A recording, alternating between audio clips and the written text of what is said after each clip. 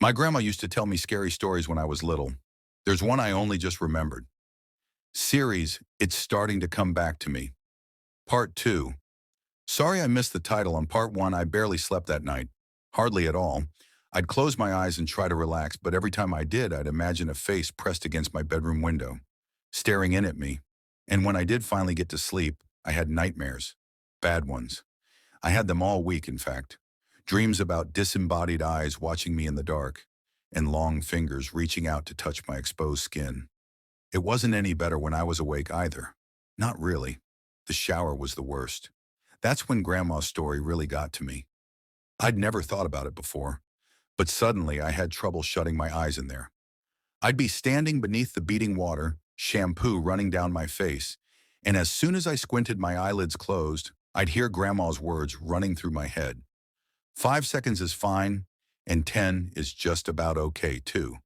But any longer than that, I'd rub my hair fast, feeling the shampoo dripping off my chin, and as soon as I'd counted past 5 seconds, I'd feel it. A sort of pressure. Not a feeling of being watched exactly, but something close to that.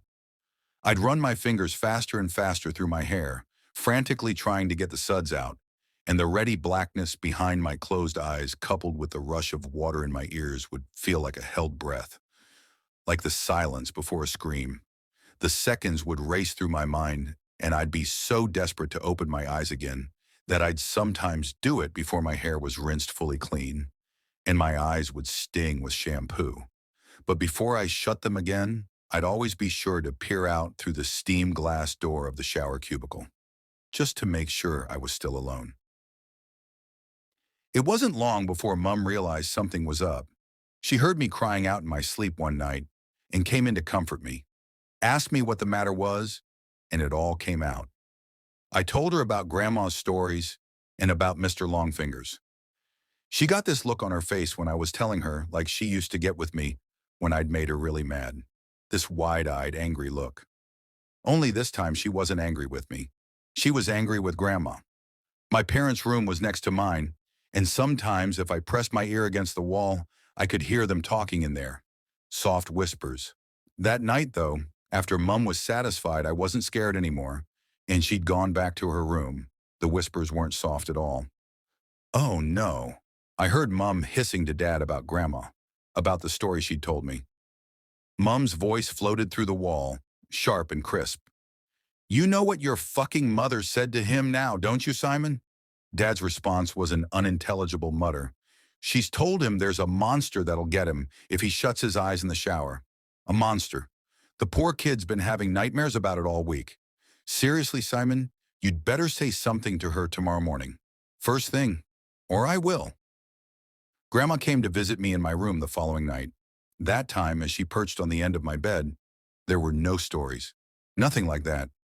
Grandma just sat there and stared down at me, her blue eyes wide and sad. The light from the moon outside my window lit up her wrinkled face. You know I'd never let anything bad happen to you, don't you? She said after a moment. I nodded my head. I know, Grandma. You know I wouldn't let you come to any harm? I nodded again. Okay, good. That's good. She looked away from me for a moment, out the window. You know, the things I tell you in the evening are meant to help you, sweetheart. They're meant to toughen you up a bit, protect you. She paused and shook her head. But maybe your mum's right. Maybe I went too far this time. She looked down at me and smiled. But even then, even though I was only 10 years old, I could tell it didn't quite reach her eyes. I'll tell you what, Grandma said. You know what I told you about Mr. Longfingers and the shower? Well, I'm going to make sure you're safe. I'll scare the bastard off. How about that? It won't come back in a hurry if it has to face me. I stared up at Grandma, watching her face glow in the moonlight, watching her smile down at me. I nodded my head once. I was the one who found her. I don't know when exactly it happened, but I'd guess it was about a week after we had that talk in my room. A week after she told me she wouldn't let me come to any harm. I woke early that morning, from a bad dream to a heavy thumping sound. I sat bolt upright in bed. My room was quiet around me, and I couldn't hear anything from the wall that joined my parents' room either. If you want a part 3, please tap the subscribe button and click the link in the comment section.